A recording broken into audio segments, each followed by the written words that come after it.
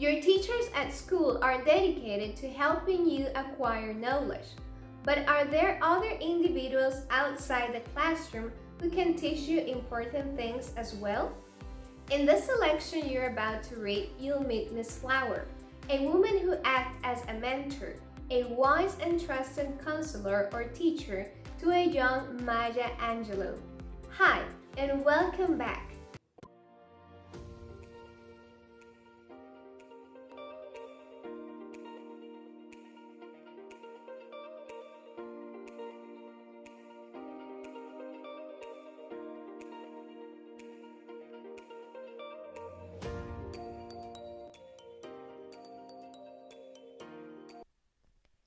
I Know Why the Cage Bird Sings, autobiography by Maya Angelou.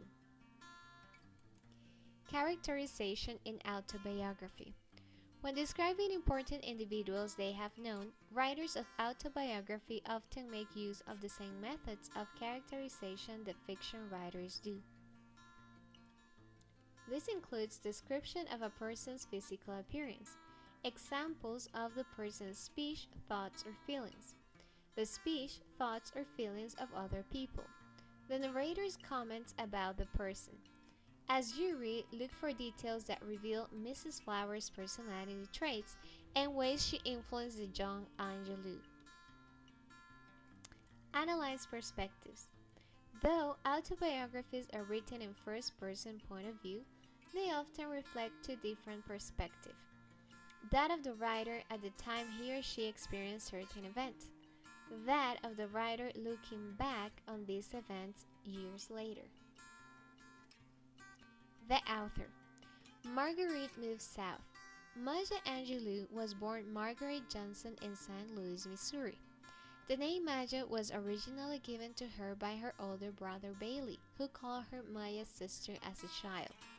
When their parents divorced, Marguerite and Bailey were sent to live with their grandmother in the small, rigidly segregated town of Stamps, Arkansas. Their grandmother, whom they called Mama, ran the only African-American-owned store in her community, in a part of town referred to as Black Stamps. Childhood trauma. After being abused by a family friend when she was 8, Angelou withdrew into herself and spoke to no one but Bailey for 5 years. It is at this point in her life that this selection takes place. Never defeated. Angelou has come a long way since her early struggles. In 1993, when she read her poem On the Pulse of Morning to commemorate Bill Clinton's swearing in as a president, she became only the second poet to speak at an inauguration. She served as a coordinator of Martin Luther King Jr.'s Southern Christian Leadership Conference and has taught in Africa and the United States. Her writings have achieved tremendous popularity, inspiring millions of people around the world. When asked what advice she'd like to pass on to her readers, Angelou replied, "You may encounter many defeats, but you must not be defeated."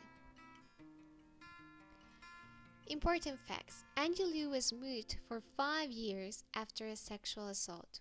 Finally, a neighbor named Bertha Flowers insisted that Angelou read poetry aloud, which helped her regain her voice. To get her stories out on paper, Angelou created an elaborate writing ritual. She got up at 5 a.m. and checked into a hotel. I take a hotel room and ask them to take everything off the walls, so there's me, the Bible, Roger's Thesaurus, and some good dry sherry. And I'm at work by 6:30, she said. She wrote on yellow legal pads while lying on the bed, sipped sherry, and played solitaire when she needed a break. At 16, Angelou decided to become a streetcar conductor in San Francisco because she liked the uniforms. When she went to the office to apply, they wouldn't give her an application because she was black. So Angelou's mother told her to go every day and sit in the office until they gave her a job. The plan worked. I Know Why the Cage Bird Sings was the bestseller for 2 years. It challenged the publishing world's stereotype that black women's lives were rarely worthy of autobiography, according to the New York Times. The success of Cage Bird helped pave the way for other black writers. I hope you found this video useful. Thanks for watching and until the next one. Bye!